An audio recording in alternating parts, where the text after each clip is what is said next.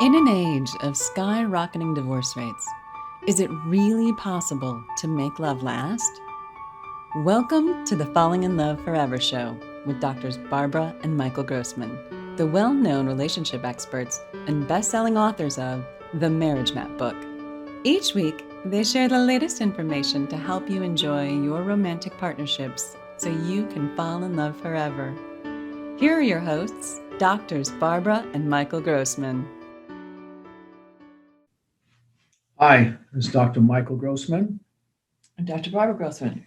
We're here to talk about falling in love forever, sharing our experiences and ideas about how to create a life where you feel this intense love that moves between you and your partner. And it's quite a process to create that. We've written a book called The Marriage Map, The Road to Transforming Your Marriage from Ordeal to Adventure. It's a very easy read book. It's a very inspiring book. And we also teach classes in Falling in Love Forever. We have 5 2-hour classes that give you many, many skills that help you to manage this process of falling in love forever. So I'm going to ask Dr. Barbara if you would share with us some of your thoughts on creating a good life, which is what you do often as a therapist, having been a therapist for some 40 years or so. So let's hear some of your thoughts. So today I want to talk about something that will sound obvious once I say it, but it's important to be conscious of how throughout our lives, starting even as teenagers, moving into adulthood, we need to be focused on developing ourselves. And then in time, when we have a partner, be developing our skills as a partner in relationship. It means focusing on when we're younger, growing, discovering our interests and taking them seriously and exploring them and deciding which ones to develop and become competent and excellent in a field that is satisfying, and continuously developing ourselves both at work and in occupations that bring value to other people, as well as developing ourselves as individuals, being in touch with what we value and what we want to create in our lives. And simultaneously, I want to bring to your attention that we also need to pay attention to our important relationships, particularly our relationship with our partner, because our partner is also an individual developing themselves and defining their values and interests. And there's an interplay of inevitable differences that we need to learn to negotiate. And so both valuing ourselves and valuing our partnership are constantly in play simultaneously. And sometimes they flow together and sometimes it's more challenging. And the value of developing both is that what's paradoxical is that developing yourselves as individuals and dealing with your differences actually keeps your relationship exciting over a lifetime. You're constantly reinventing yourself. Your partner's constantly reinventing themselves. You are relearning and re-experiencing a new relationship at different levels, at regular intervals. And it keeps the relationship exciting as well as it pushes you to expand yourself and encompass and understand a completely different person who's constantly changing just like you are as you go through life, where the commitments in life change. There's a time in life where you're just a couple. There's a time in life where you're a family, and there's a time in life where you're older and a couple again, and dealing with aging parents. So there's lots of chapters and lots of dynamics. And the key part is to have the skills to do all this, to fulfill the purpose of your own individual life and to develop your partnership. So why don't you describe some examples of these kind of challenges that you're talking about? Well, today I just thought I had a schedule of 8 appointments today, and 2 of the 8 are women, one in a marriage that's still um, where they're living together, and one where a couple is a woman who's separated. Both women discovering in their late 50s that they've never really um, expressed their point of view thoughtfully and completely, and really taken on the challenge of articulating their differences of opinion, and then feeling overpowered, unexpressed, and resentful. And this is a common phenomenon among women, because they, tend to, among a certain generation, they tend to develop later their commitment to themselves, their respect for their own truth. And when that comes later in life, after there's so many experiences of not sharing, usually the impulse to share comes with an avalanche of anger and crankiness, and it can be so much easier if it starts sooner. And so I encourage you to. This is an example where you may you have the opportunity of seeing the value of taking yourself seriously, right, starting now, and exploring and expressing how you feel in a nice way, in a sharing way, not in a demanding, angry way. So what you're describing is that it's real critical to have the skills as you're growing and developing in a relationship in your 20s, 30s, 40s, to be able to share with your partner what's going on inside you. And it may not feel so comfortable because you're not necessarily seeing the world the same way. But if you don't do that sharing process and go through that uncomfortable interaction and working out these differences in ways where there's not explosions, but rather there's just talking and trying to understand the other person's point of view, that's going to create big problems and it's not going to create a good life. Yes, indeed. And along with taking yourself seriously, it's important to find your talents and discover how you want to express yourself in your life, what kind of contribution you can make, so that you feel like your life has meaning and value, and that at the end of life you feel satisfied that you've developed and expressed what you're capable of expressing. And not only does that serve society, not only does that serve your satisfaction, but it also represents a model for your children to understand the value of their taking themselves seriously. They're focusing in on what their talents and interests are, so that you show your children how to take responsibility for their lives and want to be independent and develop themselves and contribute and create and succeed.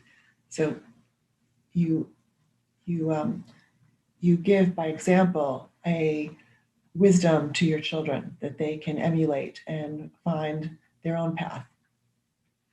So I wanted to share with the listeners some practical examples of what happens in relationships. So in a relationship, frequently one party is more into feelings and one party is more into the ideas and the intellectual ideas of where they're going in life. Or practical, you're talking about practical thinking too. Yeah, practical thinking too. So frequently, the guys are more into accomplishment, achievement in their business and careers, and women are more interested in the family, but not always. Sometimes it's the other way. And I want to share about a particular experience um, that I went through, which was it's like a metaphor for where I needed to grow to be able to find the good life. So I was playing a computer game with my 12-year-old daughter at the time. And the computer game was like a Dungeon and Dragons game. So you have these knights and you get them stronger and stronger. And the stronger you get them, then they keep getting really strong. But if they, in a fight, they die, you got to start all over and the men have to get strong all over again. And if your men get really, really strong, then you can go into the evil castle and defeat the sorcerer. Well, I was pretty smart in the beginning of the game. I learned that if I pulled a plug on the game before my man died, I didn't have to go through the whole process of making him stronger and stronger. I can just get him stronger faster. And that worked out real well. And then there was this one point in the game where um, the knights are in a boat and the boat sinks and all is lost. And I pulled the plug out so that I wouldn't uh, have to start all over again. And we played the game, and my men became super strong. They could just beat anybody. But every time they went to Evil Castle, they couldn't defeat the evil guy, and they just died. And it was very frustrating. So I figured there's a defect in the game. So I went back to the store owner and said, hey, this is not working. The game doesn't work, and there's no matter what happens, I can't defeat the evil sorcerer. And he scratches his head, and he asked me a lot of questions, and then he finally asked, and what happened when you went into the boat and you went into that whirlpool? And I said, well, I pulled the plug so my men wouldn't die. And he started laughing. And I said, well, I don't understand why you're laughing. He said, well, if you had waited 2 more seconds, then all is lost. And then the men are swimming in the bottom of the ocean, and they go into a cave and they find a key, and then they swim back up. And this key is the secret to opening the chest that allows you to defeat the evil sorcerer. So the metaphor was that I didn't want to experience the game as it was meant to be experienced. I wanted to shortcut it. And that's what I would do in relationship. I didn't want to have to deal with any emotional upsets. I just was trying to go into my realm of spiritual growth and making life work very efficiently and don't have to deal with the negativity. That was my idea. But it became a metaphor of life, of what not to do for me in life. And you may ask, what is the metaphor? How does it actually work in my life? Well, I was into meditation as the key to enlightenment, and everything else was a distraction. I did what I needed to make it work, but I wouldn't let any upsets occur. You're also into creating a business, and you had certain goals, and whatever your goals were, you were focused on the goals. And I was completely in the way for you. I wanted time with you. I wanted family time. I had differences I wanted to talk about. That was such a time waster for you. And Right. I was real focused on getting to the goal as fast as possible. And in actuality, you have to develop your heart as well as your head in terms of your own spiritual growth. And you may not know what the real qualities of creating that goal where you want to get to. It's an integrated place, and you need to have many different skills to get there. And you can't try to hide from the emotional upset. So when Dr. Barbara's talking about her clients who come in and someone who's 50, 60 years old, and they wake up and realize that they have not talked about what their real desires are inside, what their real needs are, what their real thoughts are. They're not sharing it with their partner. We need to be able to do that, because out of that friction of being with your partner, that's where the good life comes from. It doesn't come from suppressing the upsets. It comes from being able to really share deeply whatever is going on for each of you. And each of you will pull the other one up because you see things that they don't, and vice versa. And you have different ways of dealing with things as they do, but we can each uplift the other and move the other into a bigger perception of what life is about. And that's something that is really critical in a relationship to allow that to happen.